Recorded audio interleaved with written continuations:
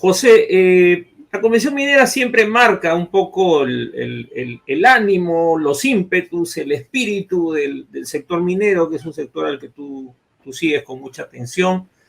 Y hemos visto una convención donde, a pesar de que pareciera que la cosa anda media parada, habría una voluntad de sacar adelante un conjunto de proyectos, más allá de las contradicciones del gobierno. ¿Cómo has visto tú las declaraciones, lo que se ha dicho en la Convención Minera? En primer lugar, desde el sector, ¿no? Desde los voceros del sector. Ha salido una entrevista también muy ilustrativa en La República el día de ayer del presidente Perumín. ¿Cuál es tu lectura de la situación del sector minero? A ver, lo primero es que la Convención Minera sin duda es un momento importante. Yo creo que desde una perspectiva empresarial es un momento fuerte de incidencia política, que además está precedida de varios discursos empresariales. Yo creo que este año, sobre todo, ha habido una carga muy fuerte sobre el tema, ¿no?, lo que los empresarios llaman la tramitología, ¿no? La permisología, creo que ha sido un elemento clave. Y creo que la convención expresa en primer lugar eso, ¿no? El diagnóstico de los empresarios sobre lo que está pasando en la minería, y el diagnóstico apunta a decir, bueno, no se está invirtiendo como se invertía antes, se está invirtiendo mucho menos, y esta caída de la inversión minera se debe básicamente a factores internos, entre ellos la famosa tramitología, y que además conflictos sociales han terminado paralizando varios proyectos importantes, y ahí este estudio del Instituto Peruano de Economía, que es un estudio, además dicho se pasó, encargado por la Sociedad Nacional de Minería, ¿no?, pagado por la Sociedad Nacional de Minería, digamos, eso no es ningún secreto, y además ellos no lo ocultan, donde trata de visibilizar lo que el país ha perdido en inversión, y en tributos y en puestos de trabajo y en fin, indicadores de pobreza, ¿no? Son varios elementos, por la no ejecución de 23 proyectos mineros, ¿no? Entonces, la primera respuesta, Javier, es que es un momento importante, ha sido un momento importante de incidencia de parte del empresariado minero con este diagnóstico, ¿no? Básicamente lo que está pasando en la minería peruana se explica por factores internos.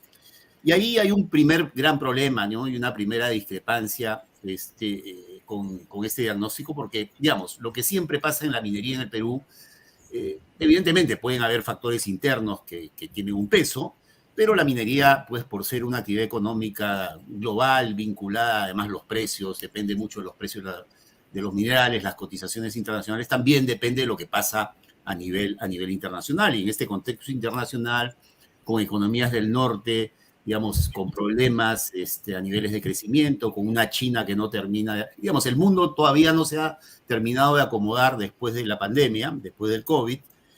Además tenemos este escenario bélico. Es un escenario complicado y complejo y que sin duda también está explicando en gran medida lo que pasa con la minería a nivel global y lo que pasa con una actividad minera en un país como el Perú, ¿no? Entonces, hay factores internos sin duda, pero también hay factores externos que explican la situación, y siempre el diagnóstico empresarial tira más por el tema de los factores internos y se olvidan del escenario global, ¿no? Ahora, hay un factor, como tú has dicho, y se ha repetido mucho en la convención, de la tramitología, como le llaman ellos, que son el conjunto de permisos, ¿no?, que tienen que recabar las empresas para poder desarrollar su inversión, ¿no? Y donde además hay aspectos que tienen que ver con temas ambientales, hay aspectos que tienen que ver con la consulta previa, otro tipo de licencias de uso de agua, en fin, es un tema complejo, siempre ha sido complejo. Pero claro, cuando se dice que estos proyectos, estos 23 proyectos, no se desarrollaron por razones ajenas, digamos, eso está incluyendo estos procedimientos que tienen que cumplir y la oposición, en algunos casos, que ha sido real, concreta y manifiesta a través de movilizaciones a los proyectos, o digamos, hay algo más detrás de esa no inversión, porque hay proyectos que creo que tienen que ver con decisiones corporativas incluso, ¿no? Antes de entrar al detalle de los conflictos. No, sin duda, ¿no? Quellaveco, por ejemplo, que es la última gran inversión minera, digamos, de un proyecto de inversión de magnitud, ¿no? Lo que se conoce en el mundo minero como un proyecto de clase mundial. Un proyecto de clase mundial no solamente es un proyecto que implica varios miles de millones de dólares, sino que es un proyecto que cuando empiece a producir va a tener un impacto en la producción de ese mineral a nivel mundial. Y Quellaveco es eso. Y Las Bambas fue eso, ¿no? Y la ampliación de Cerro Verde también, y varias otras inversiones importantes, ¿no? El Perú duplicó la producción de cobre, digamos, en los últimos 10 años aproximadamente. Pero a ver, la pregunta que plantea Javier es bien, bien interesante porque además implica varios elementos a tomar en cuenta, ¿no? Que ayudan, porque, digamos, la gran discrepancia con los diagnósticos empresariales, digamos, hay varios elementos con los cuales uno puede coincidir. En el Perú, digamos, en cualquier esfera de la vida de los peruanos, ya sea empresarial o personal, evidentemente la burocracia y los trámites que tenemos que hacer son pesados, son complicados, ¿no? Sin embargo, lo primero que habría que decir es que con estos mismos trámites, de repente un poquito menos, un poquito más, dependiendo, la inversión minera batió récords entre el periodo 2003-2012, ¿no? Salieron mega inversiones con el mismo escenario de tramitología y permisología, ¿no? Lo cual no quiere decir que ese tema no se pueda discutir y ver cómo se pueden mejorar los procedimientos, pero lo que debe quedar claro es que con este mismo escenario y marco general de trámites y permisos, la inversión minera en el Perú en un momento histórico, no hace mucho tiempo, batió récord de inversión. Entonces, ¿se puede mejorar? Sí se puede mejorar, pero pretender que esa es la explicación, creo que ahí hay un gravísimo error, ¿no? Y es no decir las cosas completas, ¿no? Lo segundo, que creo que también forma parte de esta discusión de por qué hoy en día los montos de inversión son menores, tiene que ver un poquito con lo que ya te estaba diciendo, ¿no? La cartera de proyectos de inversión, Javier, ha cambiado drásticamente. Antes teníamos casi una decena de estos proyectos de clase mundial. Los grandes proyectos, ¿no? Así es, estos grandes proyectos, y bastaba que 2 o 3 empezasen a desarrollarse para que las tasas de inversión se disparasen, como ocurrió en este periodo que menciono, sobre todo 2003, 2012, ¿no? Bueno, si ahora vemos la cartera de proyectos de inversión, que sigue siendo una cartera de 50 y pico mil millones de dólares, ya no hay estos grandes proyectos, ya no hay un Cerro Verde, y Cerro Verde fue una ampliación, ya no hay Las Bambas, que fueron 10 mil millones de dólares de inversión, tampoco hay un Quellaveco, que es el último gran proyecto que se ha desarrollado. Ahora vemos proyectos de menor envergadura, proyectos de 1.000 y pico, Tía María es un proyecto de 1.000 y pico millones de dólares, y por ahí alguno que está por alrededor de los 3.000 y pico, Michiquillay, en fin, ¿no? 1 o 2, pero no, la cartera de proyectos ha cambiado y por lo tanto, y eso lo reconoció el presidente del Banco Central de Reserva en su presentación, el Perumín. Él ha dicho, ya no hay un Quellaveco que nos ayude a que las tasas de inversión se incrementen de manera significativa. Entonces, esa realidad hay que ponerla sobre la mesa. La cartera de proyectos de inversión ha cambiado de manera significativa, de manera sustantiva, ¿no? Y lo tercero, un poquito intentando también responder a los temas que has planteado, es que, a ver, el IPE en su estudio efectivamente identifica 23 proyectos mineros retrasados por razones ajenas a las empresas, ¿no?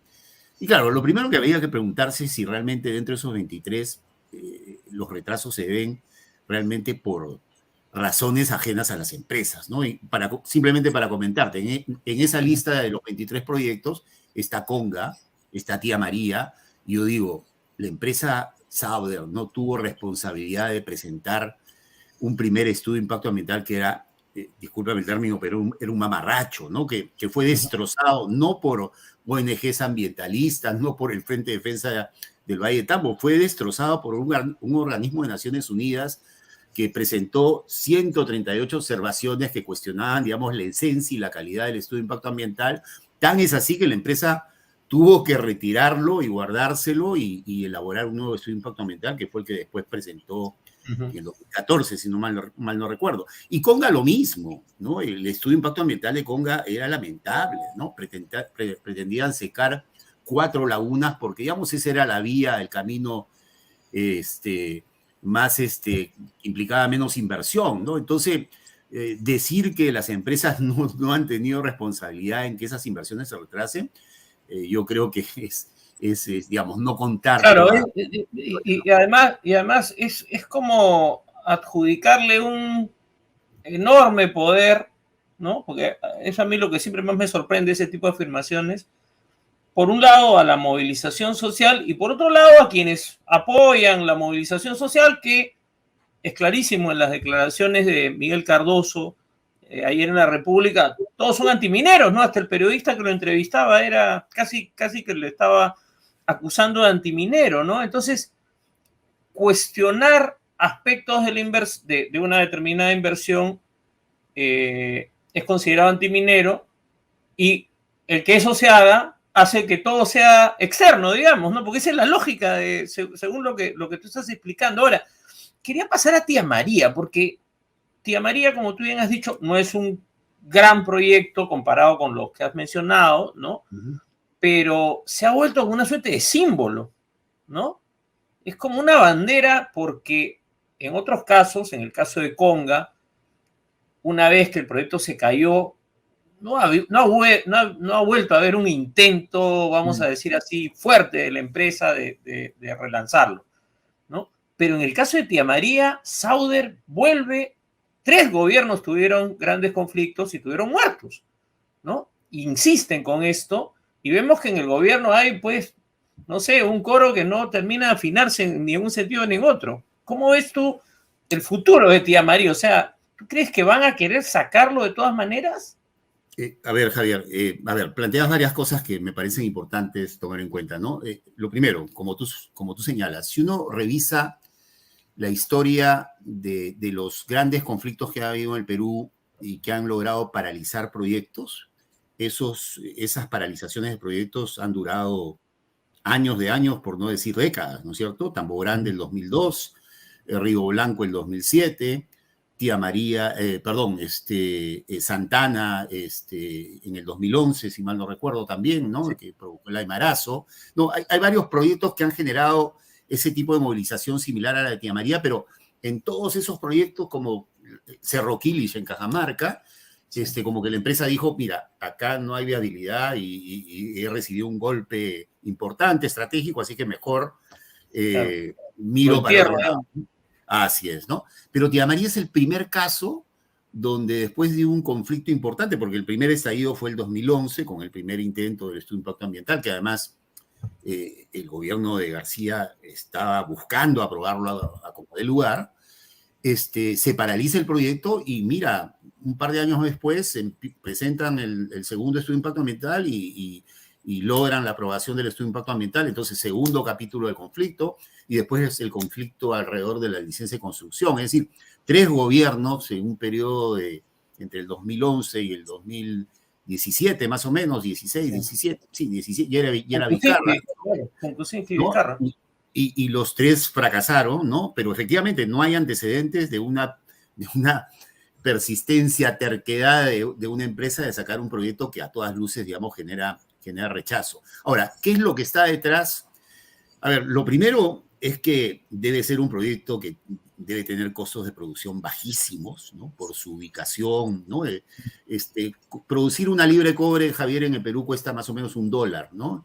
Entonces te imaginas con un precio del cobre de $3.80, el nivel de rentabilidad es enorme. Yo me imagino que en el caso de Tía María los costos de producción incluso deben estar por debajo del dólar, ¿no?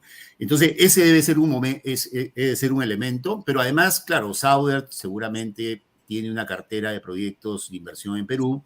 Después de México, debe ser el país número 1 para Sauder y está muy interesado en que sus proyectos maduren, ¿no? Ahora van a entrar por el tema de las ampliaciones, ¿no? Pero yo tengo la sensación, Javier, que cada vez Sauder, y lo he escuchado al señor, al presidente Sauder, señor mexicano. González Rocha. González Rocha, ¿no? insistiendo tercamente, ¿no? Y diciendo, bueno, pues buscaremos otro gobierno para que saque tía María, ¿no? Pero me da la sensación que el espíritu de cuerpo, por supuesto en el discurso se tiene que mantener, ¿no? El respaldo, ¿no? Pero creo que el objetivo de esta convención no era sacar proyectos controvertidos como tía María, porque además como que al resto del empresariado minero dirán, oigan, nos vamos a tropezar nuevamente con la misma piedra y eso va a crear un clima que puede replicarse alrededor de otros proyectos mineros, ¿no?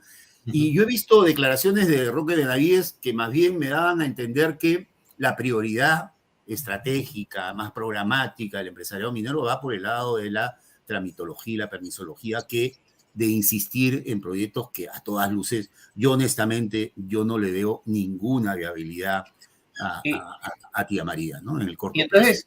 Y entonces, en ese sentido, las declaraciones de Otárola, digamos, estarían alineadas con lo que señalas del discurso de Roque y el discurso más oficial de la Sociedad Minería y Petróleo, y más bien el ministro de Energía y Minas estaba más alineado con González Rocha, ¿no? O sea, sí, porque ha habido una contradicción, ¿no? Han habido varias contradicciones, ¿no? Porque además, porque el discurso de Otárola en la convención es distinto al discurso de Otárola saliendo de la convención y declarando a los periodistas, ¿no? Ahí hay también una diferencia.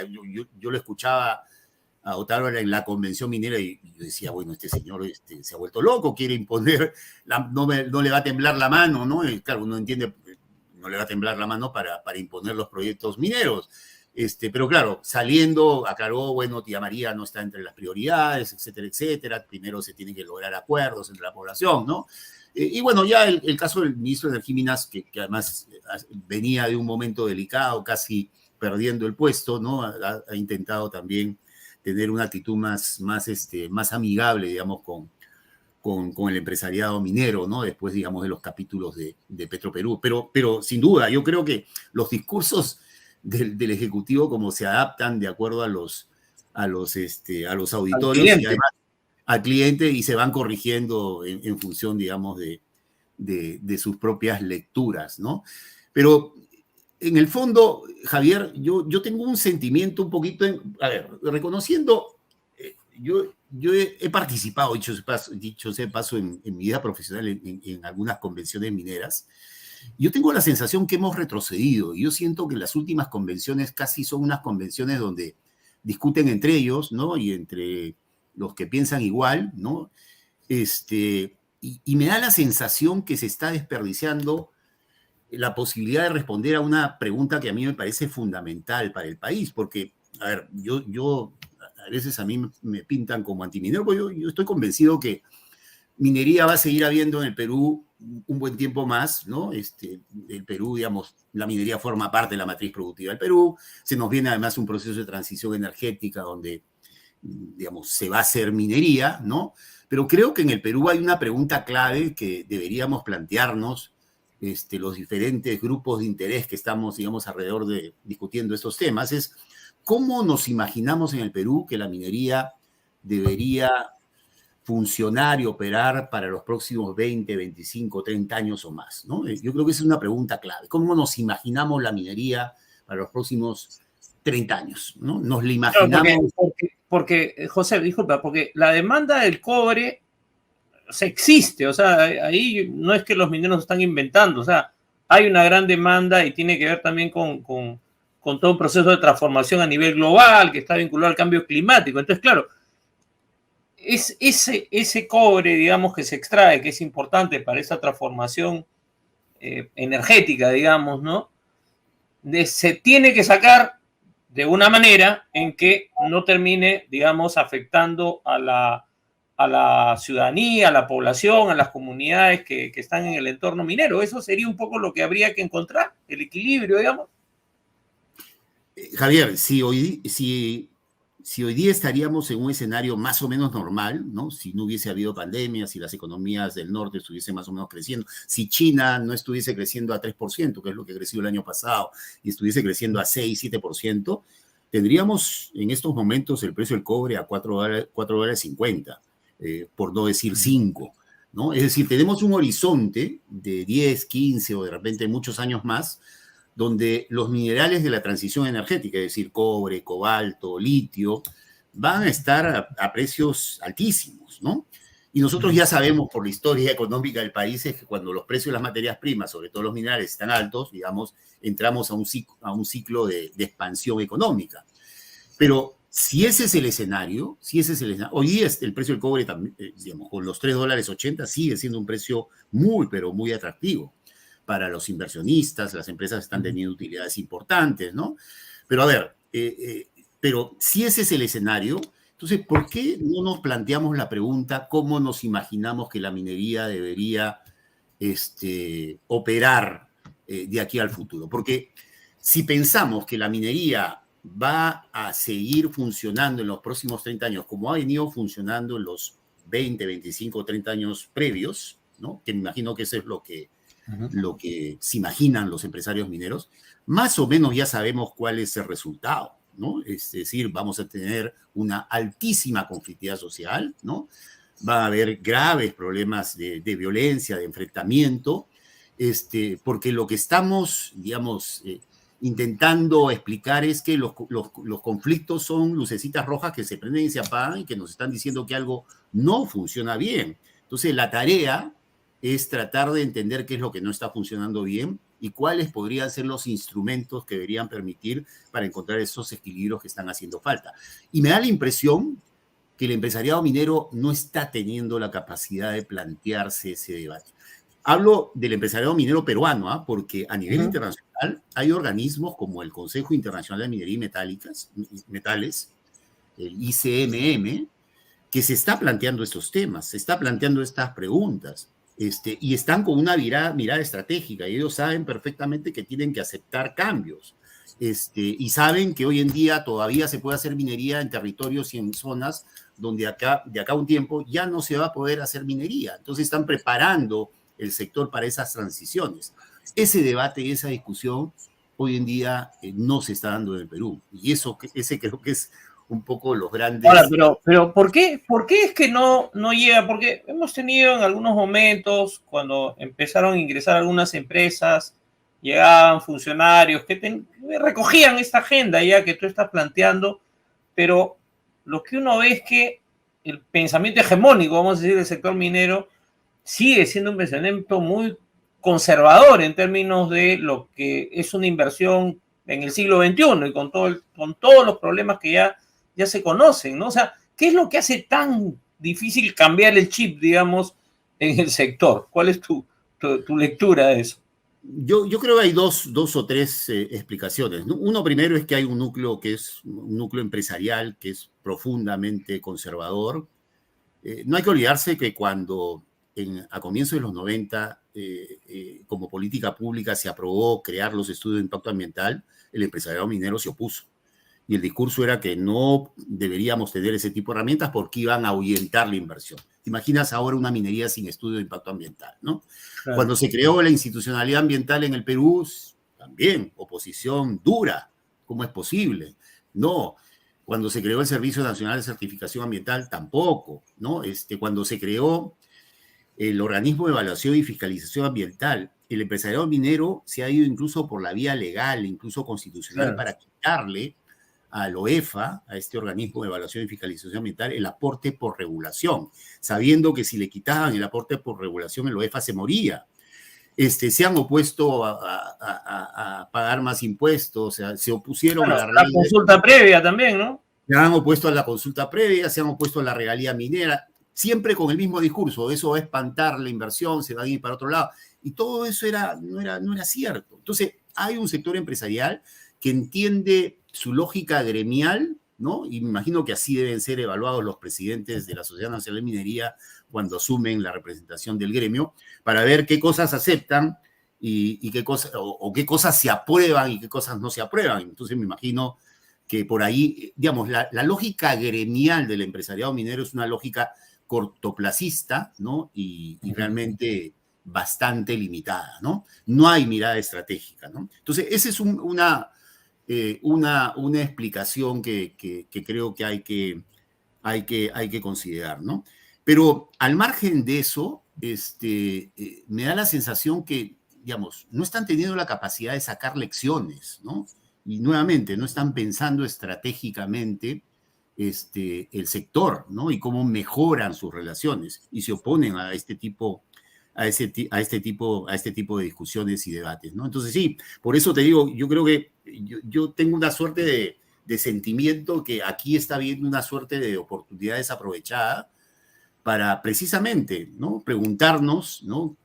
Es importante saber cómo se imagina, digamos, el empresariado minero, la minería para los próximos 30 años, pero su opinión es importante, sí, pero no es la única opinión, pues habría que también preguntarle a los trabajadores mineros cómo se imaginan la minería del futuro, a las poblaciones que van a convivir con la minería y a todos, finalmente a todos los que nos interesa que las cosas se hagan mejor, y que las cosas mejoren en el país, ¿no? Y repito, la minería forma parte de la matriz productiva y va a seguir, digamos, jugando un rol, ¿no? Pero en una perspectiva de transiciones. Y ese creo que es un debate, lamentablemente es un debate pendiente. O sea, nos queda poco tiempo, pero quería preguntarte sobre el tema de la minería artesanal, informal, ahora ya se empieza a hablar de la minería comunal, ¿no? Que ha crecido enormemente en el país también, ¿no? Y cada vez vemos más territorios, ¿no? Incluso territorios que son concesiones mineras de las grandes que también tienen presencia de esta minería, ¿no? Entonces, claro, ahí también uno ve que se ha desatado una suerte de, no sé, pues como la antigua fiebre del oro, digamos, ¿no?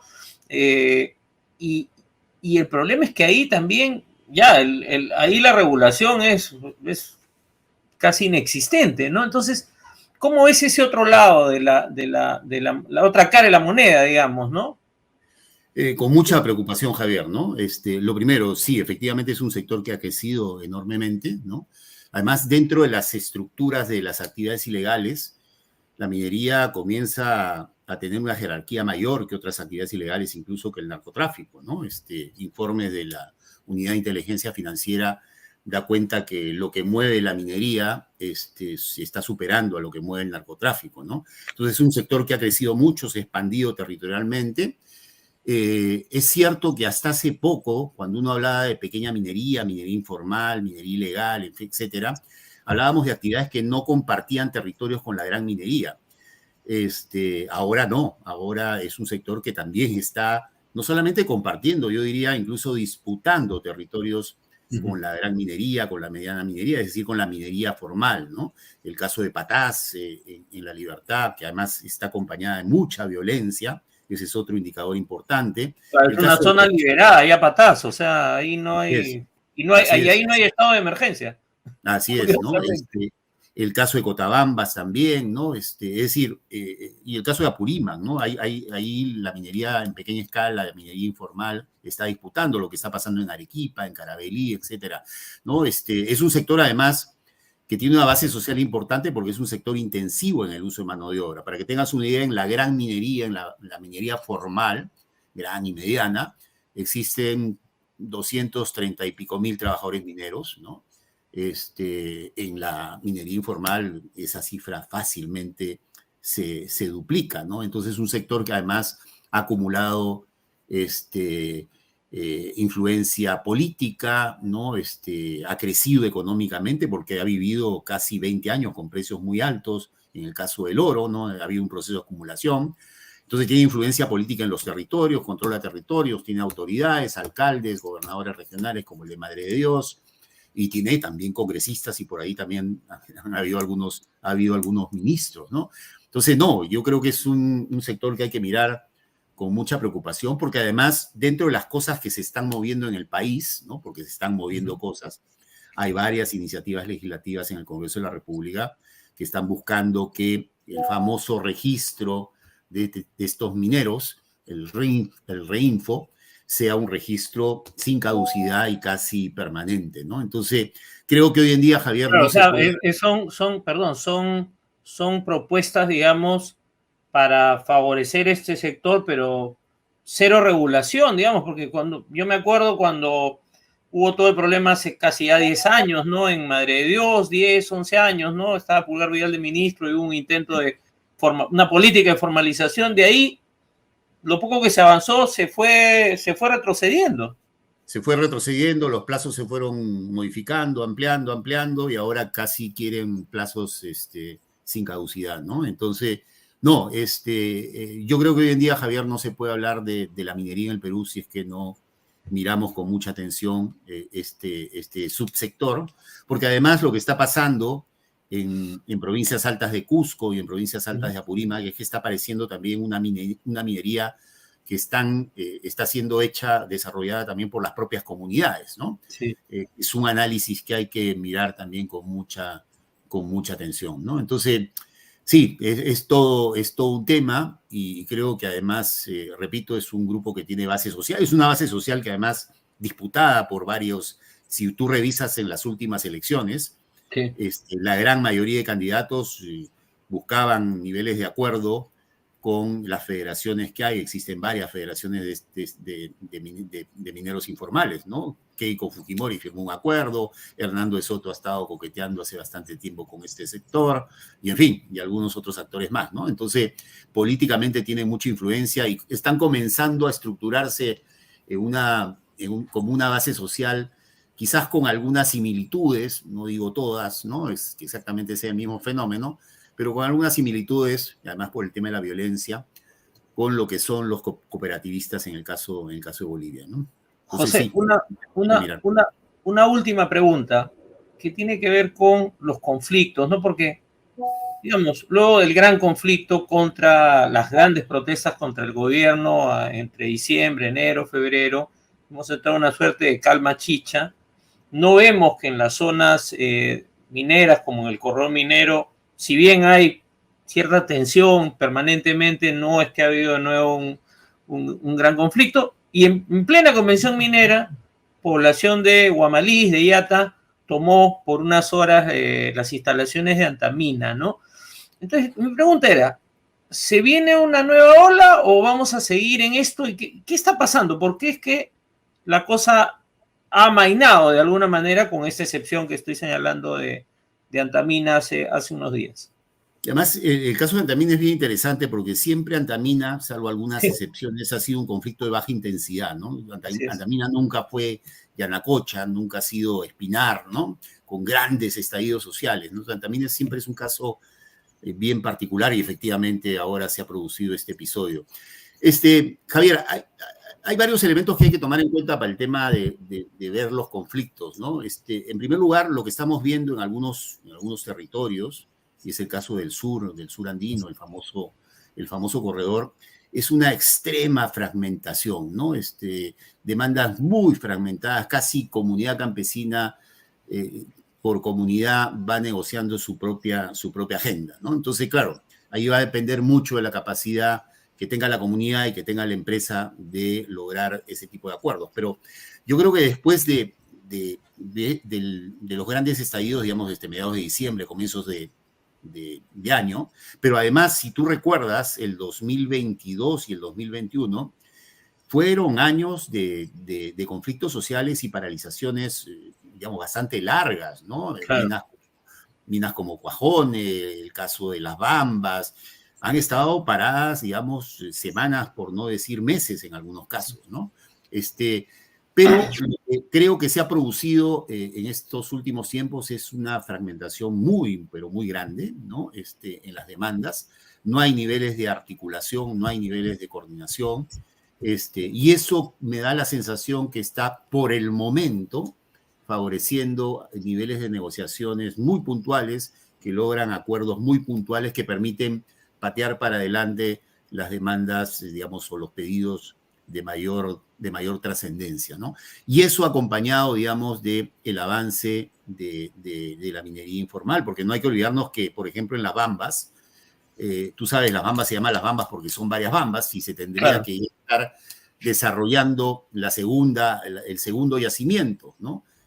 Chalcobamba, y esa zona está, digamos, hoy en día, digamos, llena de mineros informales. Entonces hay una situación bastante compleja. Entonces no hay el gran estallido, no hay la gran convulsión, hay pequeñas escaramuzas que se están, digamos, están permitiendo que se generen algunos acuerdos y algunos diálogos entre la empresa minera y las comunidades específicas, ¿no? Entonces habrá que ver qué pasa más adelante. Y por eso en ese escenario, claro, intentar forzar proyectos tan controvertidos como Tía María, como que creo que aparte de Saure va a ser bien difícil que tengan mucho respaldo, ¿no? Muy bien, muchas gracias, José, ha sido un gusto conversar contigo y hemos podido también tocar algunos temas que no estaban en la agenda, pero que me parecen importantes para tener una mirada completa de la situación de la minería en este momento en Perú. Muchísimas gracias. No, al contrario, Javier, siempre un gusto conversar contigo. Un abrazo.